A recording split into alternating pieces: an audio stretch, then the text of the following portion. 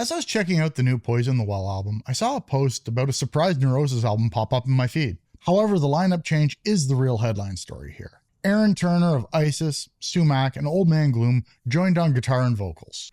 As a big fan of Isis, whose entire existence is tied to Neurosis' influence, this comes as a surprise ideal pairing. This is an album I honestly thought I would never see after the band parted ways with Scott Kelly in 2019. Aaron's career was built on the foundation that Neurosis had built, so it feels almost fitting that he's taken that full circle and is now joining Neurosis for their next chapter. This was not announced months in advance with teaser singles and some sort of press build-out. It was surprise dropped. Older Neurosis often had Scott Kelly and Stephen Von Till functioning like two halves of one ominous voice.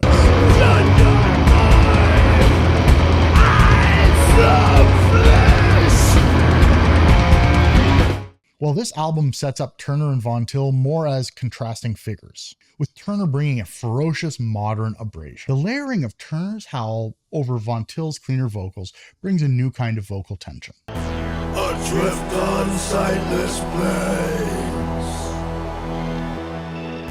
arid ground, tearing souls.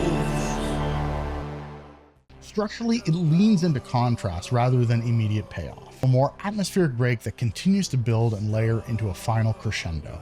A few lines and fragments already stand out in coverage, like "The Hive has lost its fucking mind." Sputnik's early review is even more enthusiastic, calling it a comeback for the ages, and praising the combination of sludge riffs, serene build-up, doom pacing, and industrial texture. What can be said now is that Neurosis already had an enormous influence on heavy music, and this album is being discussed as a meaningful new chapter rather than an afterthought. The band's 90s and 2000s records helped to define post-metal.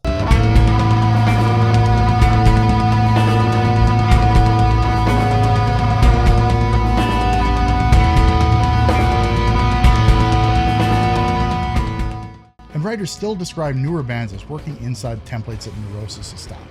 Turner joining the group intensifies that history because he comes from Isis, one of the most visible bands shaped by Neurosis' example. And the question is, does this become a rare, late period album that meaningfully reopens the band's story after many listeners assumed the story was either finished or permanently poisoned?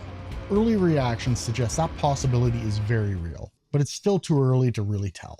Musically, it sounds like late period Neurosis rediscovering their momentum, with huge long-form songs, ambient dread, industrial texture, and a renewed sense of tension. Historically, this is a rare comeback album that actually changes the meaning of the band's story, instead of just extending it. So I am genuinely curious, what did you think of Neurosis with Aaron Turner at the helm?